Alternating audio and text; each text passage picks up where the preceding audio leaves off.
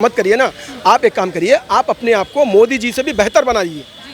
आपकी पार्टी को जो है ना, जो अभी देखिए हम मुसलमान हैं, भारतीय जनता पार्टी ना मुस्लिम आदमी को एमपी बनाती है ना एमएलए का वोट देती सीट देती है, लेकिन हमारे लिए ये एक्सेप्टेबल है। लेकिन हमको हमदर्दी में कांग्रेस पार्टी का जो मामला चल रहा है, हमदर्दी में हमारी पीठ में छुरा घोंपने वाली कांग्रेस नहीं चाहिए। लेकिन याद रखें, ओवैसी को भी बोल रहा हूँ, ओवैसियों को, तुम्हारा बुरा वक्त आएगा और भारत में, इस हिंदुस्तान में, जिसको मैं हिंदू राष्ट्र बोलता हूँ, इसलिए बोलता हूँ हिंदू राष्ट्र क्योंकि हम जहाँ पर रहते हैं वो अरब राष्ट्र है जी। यूएई जो है अरब राष्ट्र है। यूएई की आबादी है 10 लाख, 90 लाख लोग जो है ना बाहर के हैं, लेकिन वो अरब राष्ट्र। सऊदी अरब में लगभग 4 करोड़ लोग हैं, वहाँ के 1.5 करोड़ लोग सऊदीया के हैं, बाकी के 2.5 करोड़ फॉरेनर्स हैं, लेकिन वो भी अरब राष्ट्र। हिंदुस्तान जो दुनिया की सबसे बड़ी हिंदू आबादी वाला मुल्क, 100 करोड़ से ज़्यादा हिंदू यहाँ रहते हैं, लेकिन ये हिंदू राष्ट्र नहीं। ये ओवैसियों की गंदी सोच की उपज है, बस ये बात।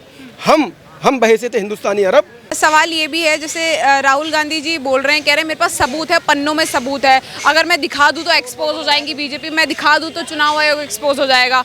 वो क्यों नहीं दिखा रहे? तो करें ना, 32 तारीख को करेंगे। 32 तारीख कभी नहीं आएगी।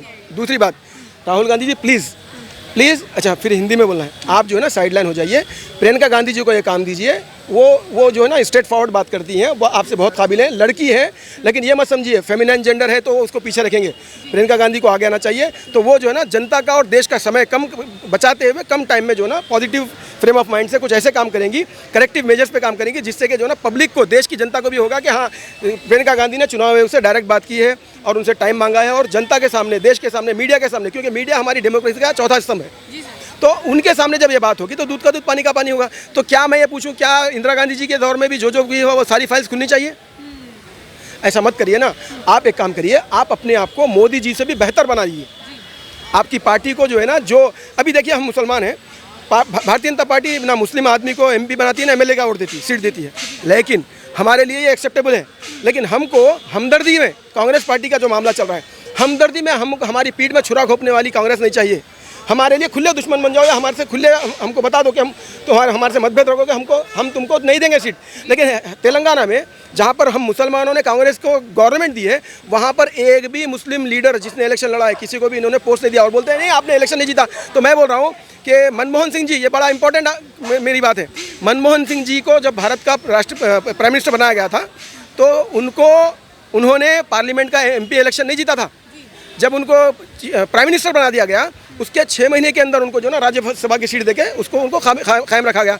तो हैदराबाद एक आदमी, एक व्यक्ति, मनमोहन सिंह जी, जो इंडिया के बेहतरीन इकोनॉमिस्ट थे, उनको बिना इलेक्शन लड़े के पार्लियामेंट के उनको प्राइम मिनिस्टर बना दिया गया। और हैदराबाद में एक मुस्लिम लीडर को जो ना होम मिनिस्ट्री दी जा रही है, ना वक्फ बोर्ड की मिनिस्ट्री दी जा रही है। अगर होम मिनिस्ट्री दी जाएगी तो एमआईएम का और ओवैसियों के जो ना जितने भी काले करतूत है ना, उसके ऊपर खातिमा हो जाएगा। चाहे वो उस्मान अलहाजरी को दे, या उस्मा शाकिर को दे, या फिर लुबना सरवत को दे, या फिरोज़ खान को दे, या राशिद खान को दे, या उस्मान मोहम्मद खान को दे।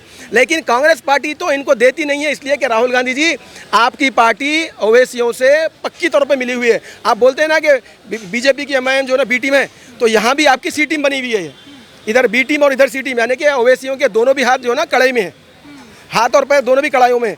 लेकिन याद रखें, ओवैसी को भी बोल रहा हूँ, ओवैसियों को, तुम्हारा बुरा वक्त आएगा और भारत में, इस हिंदुस्तान में, जिसको मैं हिंदू राष्ट्र बोलता हूँ, इसलिए बोलता हूँ हिंदू राष्ट्र क्योंकि हम जहाँ पर रहते हैं वो अरब राष्ट्र है। यूएई जो है अरब राष्ट्र है। यूएई की आबादी है 10 लाख, 90 लाख लोग जो है ना बाहर के हैं, लेकिन वो अरब राष्ट्र। सऊदी अरब में लगभग 4 करोड़ लोग हैं, वहाँ के 1.5 करोड़ लोग सऊदीया के हैं, बाकी के 2.5 करोड़ फॉरेनर्स हैं, लेकिन वो भी अरब राष्ट्र। हिंदुस्तान जो दुनिया की सबसे बड़ी हिंदू आबादी वाला मुल्क, 100 करोड़ से ज़्यादा हिंदू यहाँ रहते हैं, लेकिन ये हिंदू राष्ट्र नहीं।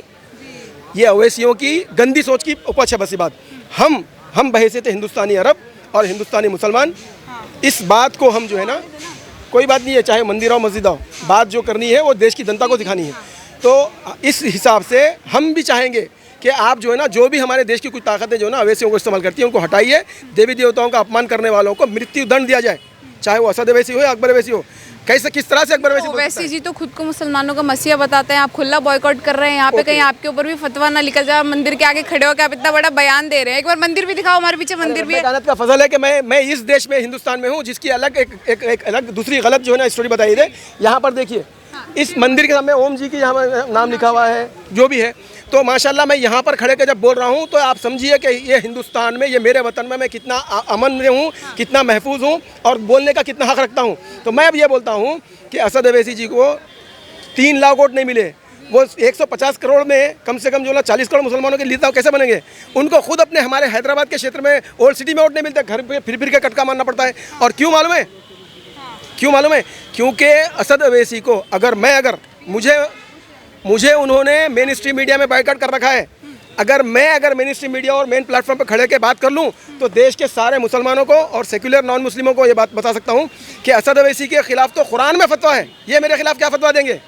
हाँ सुनिए, कैसे सुनिए, वो कुरान का जो फतवा है मैं अरबी में आपको बता रहा हूँ, ज़्यादा टाइम लूँगा, बमुश्किल एक मिनट बोलूँगा। क़ाल अल्लाहु तआला फ़िल क़ुरआनिल हकीम या अय्युहल्लज़ीना आमनू वज़रू मा बक़िया मिनर रिबा लौ इन कुंतुम मोमिनीन फ़इन लम तफ़अलू फ़अज़नू बिहर्बिन मिनल्लाहि व रसूलिल्लाहि। यानी कि ईश्वर कह रहा है कि जो ईश्वर पे ईमान रखते हैं, यकीन रखते हैं, उनको चाहिए कि लोगों को जो है ना ब्याज दे करके जो है ना ज़बरदस्ती उनसे और ज़्यादा पैसा मत लो। जो अपना है सीधा सीधा उतना ही पैसा लो, 100 रुपये है 100 रुपया ले लो। लेकिन अगर तुम नहीं मानोगे तो ईश्वर से और ईश्वर के धर्मगुरु मोहम्मद साहब से जंग लड़ने के लिए तैयार हो जाओ। तो भगवान ने तो स्वयं ये कुरान में बोल दिया है कि जो भी सूद खोर है उससे जो है ना जंग होगी। और ये क्या कर रहे हैं? लोगों को बेवकूफ़ बना के बोल रहे हैं हम जो है ना लोग मुसलमानों के जो है ना हम बड़े हितैषी हैं, हम ये। अरे तुम्हारी तो जंग भगवान से है, तुम्हारी जंग ईश्वर से है, परमात्मा से है, तुम उसी के घर में खड़े के लोगों को बेवकूफ़ बना रहे हो। ये नहीं हो सकता। और लोगों को ये मालूम होना चाहिए कि जब ईश्वर से जिसकी जंग होगी वो कभी भी जो है ना जनहित में काम नहीं कर सकता। अच्छा, एक आखिरी सवाल में सर, जैसे राहुल गांधी लगातार जो है बिहार में रैलियां कर रहे हैं और बिहार में चुनाव भी आने वाले हैं, क्या बिहार की कुर्सी को मतलब कुर्सी पर सत्ता कायम कर पाएंगे राहुल गांधी जी ऐसे बार बार रैलियां करके? नामुमकिन बात है। नहीं, नामुमकिन है। बिहार में ये नहीं हो सकता, उनकी सत्ता तो नहीं आ सकती। ठीक है, वहाँ पर भी जो है ना जो नीतीश कुमार जी हैं उनकी भी जो है ना बहुत सारे ब्लंडर्स हैं और आरजेडी की भी बहुत सारी गलतियाँ हैं। लेकिन अब ये बिहार में जनता को मेरा सुझाव बिहार की जनता के लिए ये है कि आप लोग अच्छे लीडर को वोट दें। अगर वहाँ पर फ्रैक्चर वर्डिक्ट आए, यानी कि किसी एक पार्टी को पूरी मुकम्मल मेजॉरिटी से ना जिताएं, बल्कि अगर आप लोग 2-3 पार्टियों के अच्छे लीडरों को जिताएंगे तो अच्छे लीडरों की वजह से होगा कि आपकी अपोजिशन जब स्ट्रांग होगी तो रूलिंग पार्टी जो है वो अच्छी तरह से काम करेगी। अगर रूलिंग पार्टी मुकम्मल स्ट्रांग हो जाएगी और अपोजिशन वीक रहेगी तो वहाँ पर मनमानियाँ चलती हैं। तो बिहार की जनता से मेरा अनुरोध है, मेरी रिक्वेस्ट है, this is my humble request कि प्लीज़ आप लोग अच्छे लीडर को जिताइए बिहार में, बिहार के उद्धार और कल्याण के लिए। और ख़ास तौर से असद अवैसी के माफिया और असद अवैसी को मानने वालों को वहाँ पर जो ना ज़ीरो करें।